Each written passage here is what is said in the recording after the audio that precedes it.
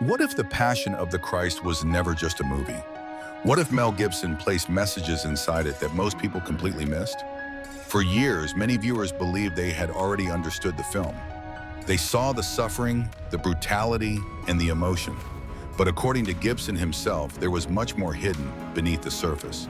In his conversation with Joe Rogan, he suggested that this film was built with layers of meaning that connect the story of Jesus to the entire Bible.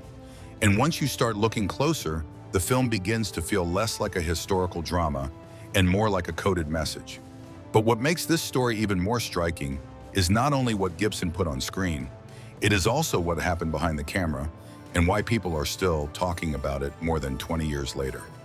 Mel Gibson did not speak about the Passion of the Christ as if it were only a film about pain. In his conversation with Joe Rogan, he described it as something much more deliberate. He said the written word mattered deeply to him while making the movie because the story of Jesus does not stand alone. It belongs to a much larger biblical story. That idea shaped the way he built the film. According to Gibson, many details were placed on screen on purpose, not just to move the audience emotionally, but to point toward truths that most people would never notice the first time they watched it. One of the strongest examples comes at the very beginning of the film in Gethsemane.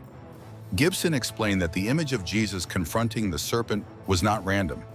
It was meant to connect Christ directly to the earliest promise in Scripture, the idea that the offspring of the woman would crush the serpent. In other words, Gibson was not only showing Jesus preparing for arrest, he was showing the start of a victory that had been promised since the beginning. That is why the moment feels bigger than the scene itself. It carries the weight of a story that started long before the Passion began. This helps explain why the film affected so many people in a way that felt deeper than ordinary historical drama. Viewers may not have known exactly why certain images stayed with them, but Gibson was designing them to do exactly that. He wanted the film to work on two levels at once. On the surface, people saw the suffering of Christ in brutal physical detail, but underneath that, he was also placing theological meaning into the images. The result was a film that could reach both the casual viewer and the person who knew the Bible well. That pattern continues in the scourging scenes. Most audiences experience those moments mainly as shocking and painful. Gibson clearly intended that. He wanted people to feel the horror of Roman punishment and not treat the crucifixion as a distant religious symbol. But the film was also doing more than showing violence. It was presenting sacrifice. The blood, the wounds, the repeated blows, these were not shown only to disturb the viewer. They were shown to force the viewer to face the cost of what Christians believe happened on that day. Gibson's point was that centuries of soft religious imagery had made many people too comfortable. He wanted to remove that comfort. At the same time, he did not want the film to become cold or mechanical. That is why some of the most powerful scenes are not the violent ones at all. They are the moments between Jesus and Mary. One flashback in particular shows Mary remembering Jesus as a child. That scene matters because it brings the story back into human experience.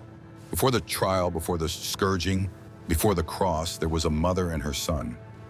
Gibson seems to understand that theology alone is not enough to move people. The audience has to feel the personal cost. Mary's grief is not abstract, it is not formal, it is immediate and recognizable. That emotional grounding gave the film much of its power. It reminded viewers that the Passion was not only a religious event to be studied, but also a human tragedy to be felt. This is part of why the movie connected so strongly with ordinary audiences. It did not rely on long explanations. It relied on images, pain, memory, and relationships people could understand. A mother watching her son suffer does not need academic commentary. The meaning is already there. Another major decision that set the film apart was Gibson's choice to use ancient languages. Instead of making the characters speak modern English, he used Latin, Aramaic, and Hebrew-based dialogue forms to create a world that felt older, heavier, and more real. That decision made the film riskier from a commercial point of view. Many people in Hollywood likely saw it as a mistake. Subtitled dialogue usually limits a film's mainstream appeal, but Gibson believed it was necessary. He wanted audiences to feel that they were entering another world, not watching a polished modern retelling. That choice also helped remove the sense that the story had been softened for convenience. Nothing in the film feels easy, not the language, not the atmosphere, not the emotional tone. Everything is meant to confront the viewer. Gibson was not trying to make the story comfortable. He was trying to make it believable. For many viewers, that seriousness is exactly what made the film unforgettable. The film also included unsettling visual elements that pushed the story beyond ordinary historical realism. Satan appears in ways that are disturbing rather than dramatic. Judas is haunted after his betrayal. Certain images feel almost spiritual rather than simply cinematic. These moments suggest that Gibson was trying to show the Passion not only as a political execution, but as a deeper battle involving good, evil, temptation, guilt, and judgment. Whether viewers agreed with every artistic choice or not, those scenes made one thing clear. Gibson was not approaching this subject casually. He was trying to show that something larger was happening beneath the visible events. And that may be the key to understanding why The Passion of the Christ became more than just another religious film. Gibson was not simply recreating what happened to Jesus. He was building a visual argument. He was saying that every detail mattered, every symbol pointed somewhere, and every moment in the Passion belonged to a much bigger story. Once people began to see that, the film stopped looking like a simple retelling of the crucifixion. It started looking like a film built with intention from beginning to end. When Mel Gibson decided to make The Passion of the Christ, it was no longer an ordinary film project. It was a risky choice. The film was too heavy, too violent, too religiously charged, and used archaic language. For Hollywood, this wasn't the kind of film that would easily sell. And indeed, the project didn't receive easy support from the film industry at the time. Many doubted whether audiences would be ready to accept such a film, but Gibson remained determined. He chose to use his own money to bring the film to life. This shows that it wasn't just a career choice, but something he truly believed needed to be done. Therefore, the film has a very different feel. It doesn't feel like a product made to please everyone. It's straightforward, intense, and doesn't try to make the story more palatable. Gibson keeps what he considers important, even knowing it will be controversial. The filming process was also fraught with the difficulties. Jim Caviezel, who played Jesus, endured immense physical pressure throughout the filming. Furthermore, strange occurrences on set, particularly lightning strikes, led many to believe that making this film seemed anything but normal. Of course, such events don't automatically prove anything supernatural. But because the film revolves around the Passion of Jesus, everything that happened during filming makes people look at it from a different perspective. For many, this is not just a difficult film to make, but a journey with profound spiritual depth. Beyond the physical challenges, the film also had a profound spiritual impact on many of those involved. Some said they changed their perspective on faith after making the film.